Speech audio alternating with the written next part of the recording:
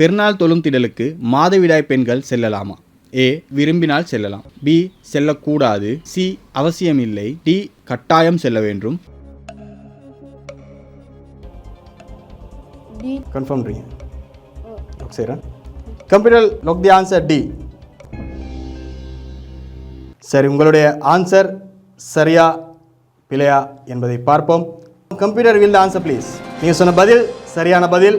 ரசூல் ஸல்லல்லாஹு அலைஹி அவர்கள் இந்த பெருநாள் தினத்தில் மாதவிடாய் பெண்களும் சரி, வீட்டில் இருக்கிற எல்லாம் கன்னி பெண்களையும் சரி தொழும் திடலுக்கு அனுப்புமாறு ரசூல் ஸல்லல்லாஹு அலைஹி அவர்கள் கட்டளையிட்டு இருக்கிறாங்க. மாதவிடாய் பெண்களாக இருக்கக்கூடியவங்க தொழுகிற நேரத்தில் அந்த தொழுகையில் மட்டும் ஈடுபடாமல் ஒரு ஓரத்தில் இருந்து விட்டு தொழுகைக்கு பிறகு அந்த நேரத்தில் அவர்கள் கலந்து கொள்ள வேண்டும். அப்போ ரசூல் ஸல்லல்லாஹு அலைஹி அவர்கள் இதை கட்டாயப்படுத்துகின்றார்கள். மாதவிடாய் பெண்களாக இருந்தாலும் சரி, வீட்டில் இருக்கக்கூடாது, அவர்களும் இந்த திடலுக்கு செல்ல வேண்டும் என்பதை ரசூல் ஸல்லல்லாஹு அலைஹி அவர்கள் கட்டளையிடுகின்றார்கள். எந்த அளவுக்கு என்று சொன்னால், அவர்களுக்கு அணிந்து கொள்வதற்கு ஆடை இல்லாட்டியுமா என்று ரசூலாட்ட கேட்கிற நேரத்தில் ரசூலா சொல்கின்றார்கள், உங்களுடைய தோழிகள் இடத்துல இருக்கக்கூடிய ஏதாவது உபரியான ஒரு புடவை சரி எடுத்துக்கிட்டு நீங்கள் போங்க. அப்போ உங்களுக்கு ட்ரெஸ் இல்லாட்டி ஒரு தோழி ஒன்று கிட்டாலும் இரவல் எடுத்து சரி அவர்கள்ட்ட இருக்கக்கூடிய ஒரு ட்ரெஸ்ஸை சரி எடுத்துக்கொண்டு உடுத்துக்கொண்டு போகணும்னு சொல்கிறாங்க. அப்போ எந்த அளவுக்கு ஒரு கடமை என்பதை நாங்கள் கவனித்துக் கொள்ள வேண்டும். அப்போ ரசூல்லா கட்டளையிட்டு இருக்கின்றார்கள் சொன்னால் இது நமக்கு கடமை என்பதை நம்ம கவனித்துக் கொள்ள வேண்டும். என்றால் அந்த நாளில் ஒரு பரக்கத்து இருக்குது என்பதை நபிகள் நாயகம் ஸல்லல்லாஹு அலைஹி அவர்களுடைய பல செய்திகளை நமக்கு பார்க்க முடிகின்றது.